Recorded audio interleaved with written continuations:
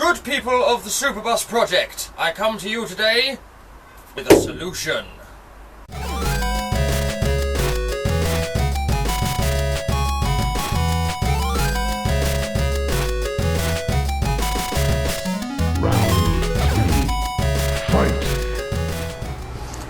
Rick Van Man, Cashman, Puds, Law.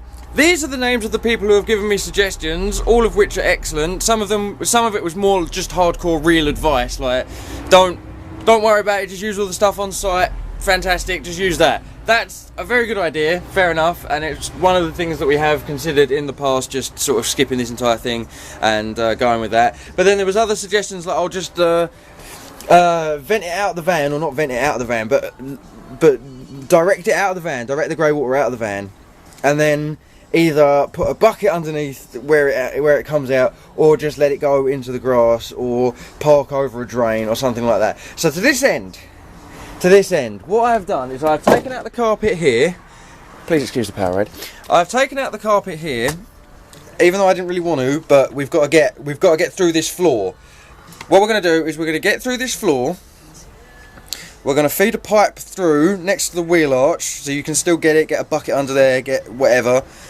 It would have been nice to have sort of like a hose that you can pull out and extend. Rick Van Man, if you check out his shower system, he's got an extendable hose that just goes to the back of the bus, and that takes his wastewater away, and then he can dump it off separately. But in this case, what we're going to do is we're going to have a pipe like this feeding from the drain, and it's just going to drain out straight into the bottom of the van. So what we're going to do to get there is we're going to make sure that we're going to drill through this wood, then the metal, make sure there's enough of a gap. I've already made sure there's enough of a gap, and then just have it so it drains straight down. And we're going to make the pipe slightly longer than so it doesn't completely match up with the bodywork underneath, because I don't want it to sort of drip and then that water run onto the metal and things like that and make it start rusting.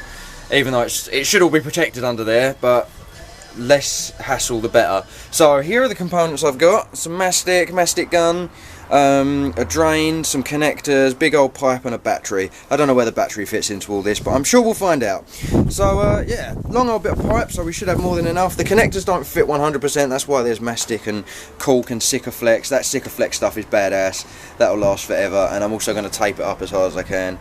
And this might sound like a temporary solution, it kind of is in a way, but something that was highlighted to me last night is that you don't actually use your shower as much as you think you're going to use it. Like, you end up just using the services and things like that. Like, you end up using camper site showers and things like that instead. So this is probably just going to be mostly for emergencies and things like that. I think I've said this in the past: emergencies, wet clothes, and sometimes when I just want to shower and I'm not at a campsite. This is definitely what I'll be using.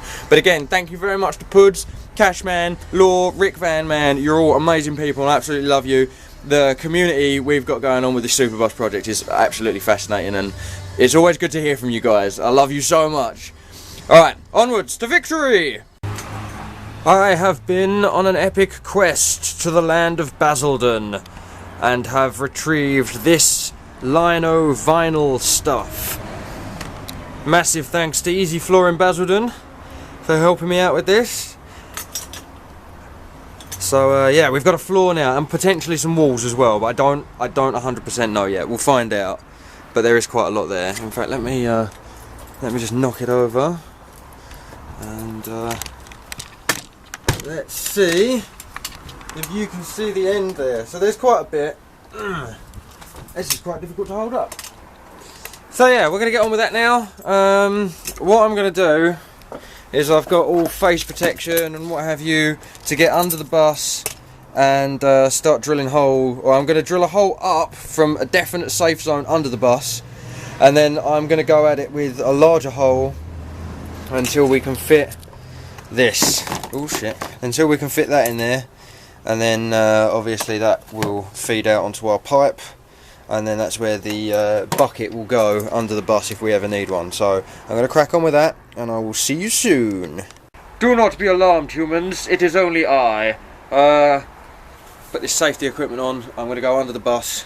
I'm going to drill out a hole, and then I'm going to use this fancy equipment here, courtesy of my father. Now we might do it with that, or I might drill a couple of holes and then jigsaw, but I don't know how well the jigsaw will go through metal, so we're going to see. All I know is that I've got to find out where I'm cutting first, and to do that I need to don this ridiculous gear and get under the bus. So I will see you soon. The drill bit won't go through. I think I can work it out though. The wheel arch. The wheel arch is about 2 inches to the side of where I want to put the plug hole anyway. So I'm thinking if I just drill through the top and then use the downward force and all that nonsense instead of trying to push up and get under all the shit underneath the van and all that nonsense. One thing I have discovered is that there is a leaf spring down there, so regardless of where we put the waste drippy thing, it needs to be away from that because I don't want to rust out any of my leaf springs or anything like that. And I might even go over them with a coat of paint just to protect them. So yeah, I'm going to get on with that now, so I will see you in a sec. I have come to 2 conclusions. Either transit van steel or aluminium or whatever they use to cover these things up with is indestructible, and secondly, this drill is not man enough to cut through this stuff. So I don't know what I'm going to do. Next attempt. Yeah, wise guy, huh? I'll show you what we do with wise guys around here. That's what we do with wise guys around here. Okay, so all joking aside, that literally couldn't have gone in a better place. So now I've just got to make that hole like 3 inches wide. Okay, in keeping with this episode's silly hatwear theme, I've decided to go upstairs and get my headphones because they are literally the only source of sound protection I have while I am drilling these holes. And just so you know, let's do this. That is for the 230 volt power supply, and that leads to into this double power block, which then gets plugged into the Zig unit, and that gets plugged into all sorts of things. But this is going to be the 230 volt in, and then on the outside, if we go around to the outside, we're going to take the long way, because why not? If we go to the outside, we've got this dude, so he'll sit on the outside, and this wire's protected. It's got quite a thick plastic edge around it, so I'm hoping that if I smooth the edges of that hole down a little bit more, it shouldn't rub or cut or do any of that nonsense. And I'll probably test it every time. I'll have a look at it just by lifting up the thing and seeing if it's rubbed anytime we stop and plug it in. I'm just waiting for my old man to get home because I reckon his cunning brain can figure out how we can chop this massive hole out the bottom of my van. Yeah. Last episode I was like, I don't want to cut holes in the side of my van to put those big boxes or anything in there. But I don't really mind cutting down because if in the 10 years in the future when we come to sell this, we'll probably keep it as a camper van and then just build another one, do you know what I mean? Because this has been quite fun. But that's a long way down the line. So I don't mind cutting holes in this because I know in the future at some point, a long way away, that I am going to sell it on as a camper van. But I'm going to have my fun with it first, so yeah. I'm going to get on with this once my old man returns, but for now, I'm getting on with the power box, so yeah, let's do this.